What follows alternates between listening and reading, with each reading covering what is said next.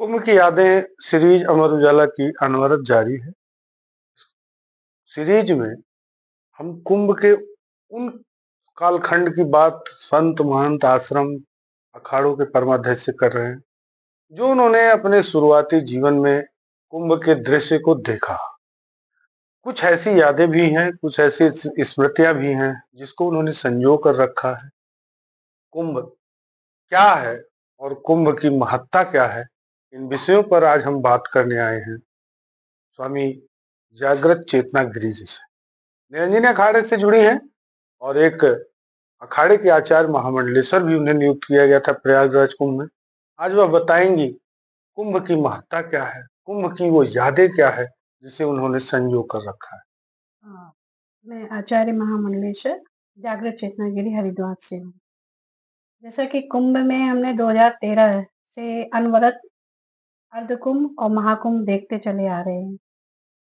महाकुंभ की एक अलग विशेषता है और अभी जो सरकार के माध्यम से अर्ध कुंभ को भी महाकुंभ जैसा ही मनाया जा रहा है।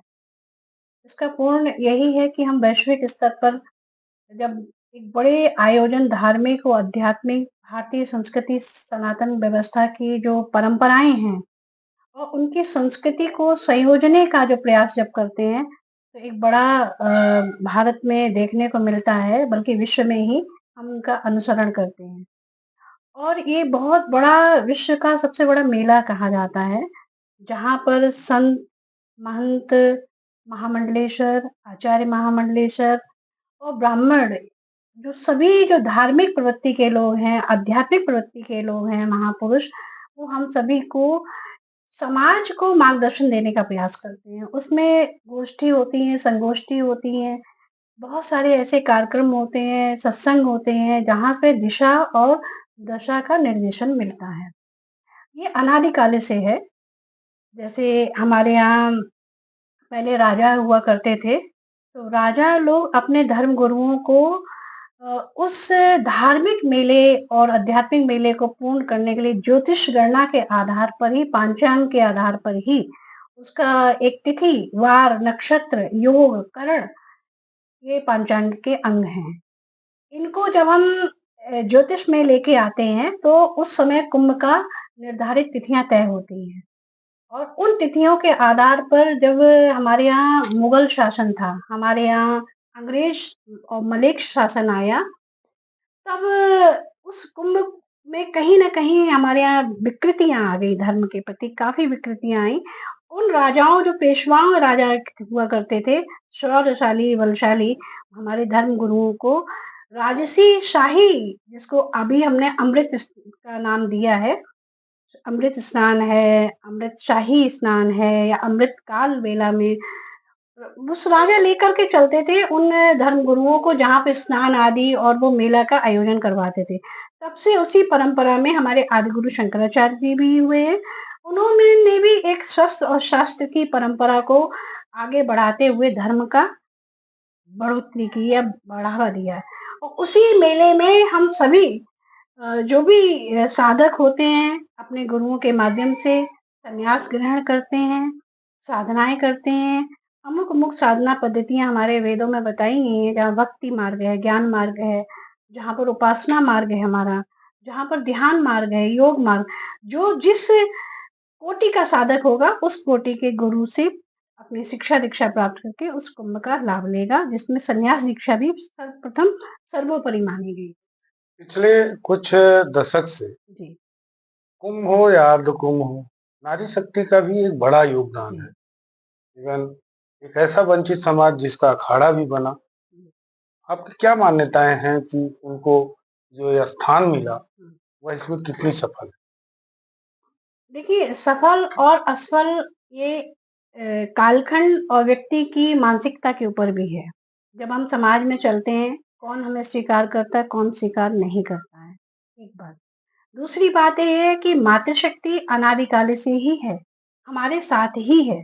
जब ब्रह्मा जी की सृष्टि में ही हम दोनों ही हैं, नारी भी हैं, पुरुष भी हैं, तो वहाँ भेद नहीं हो सकता है।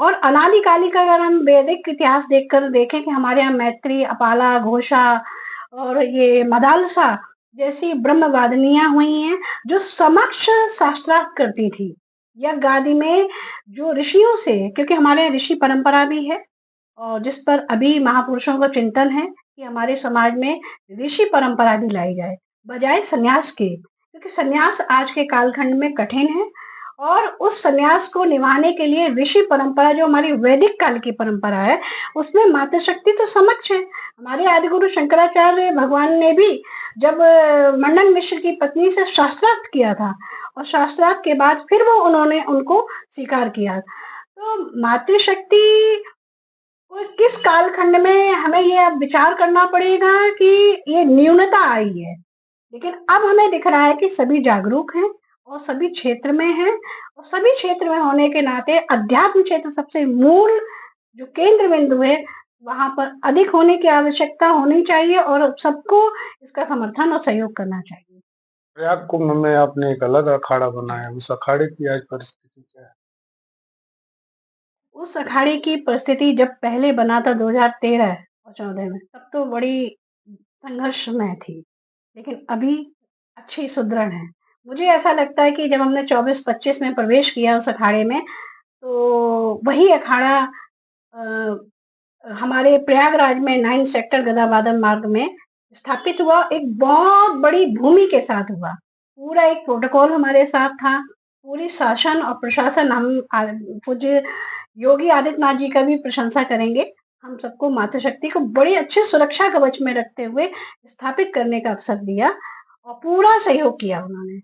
हरिद्वार कुंभ में क्या भूमिका होगी उस अखाड़े की और क्या नाम है?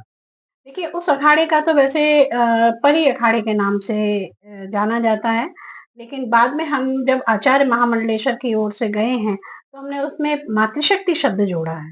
क्योंकि मातृशक्ति है, तो मातृशक्ति के नाते से वहाँ पर महिला शंकराचार्य भी बनाई गई हैं और महिला शंकराचार्य के अंतर्गत जो अखाड़े बनेंगे, उसकी हरिद्वार कुंभ में हमें सब देखने को मिलेगा। जैसा-जैसा विस्तार होगा, आप सभी लोग मेरे साथ ही दिखेंगे और हम बताते रहेंगे समय-समय पर। अभी पूरा उस पर कार्य चल रहा है, जैसे ही भूमि आवंटन होगी, तो शासन प्रशासन से भी हमारा पूरा आग्रह और अनुनय विनय रहेगी कि हम मातृशक्तियों को भी वही वैसा ही स्थान प्राप्त कराएँ, जैसा अन्य अखाड़ों में होता है। कुंभ, उसकी भव्यता दिव्यता तो होगी ही, मातृशक्ति का भी इसमें पूर्ण सहभागिता देखने को मिलेगा, ऐसा कहना है मातृशक्ति परी अखाड़े के आचार्य महामंडलेश्वर का। अखाड़े किस किस रूप में कैसे अपना प्रतिभाग करेंगे, आयोजन को कितना भव्य रूप प्रदान करेंगे, ये आने वाला समय बताएगा। कृष्णकांत मणि त्रिपाठी, अमर उजाला ब्यूरो, हरिद्वार। आपके राज्य की खबरें, आपके शहर की खबरें सबसे पहले जानने के लिए देखते रहें अमर उजाला। चैनल को सब्सक्राइब जरूर कर लें और पाएं हर अपडेट।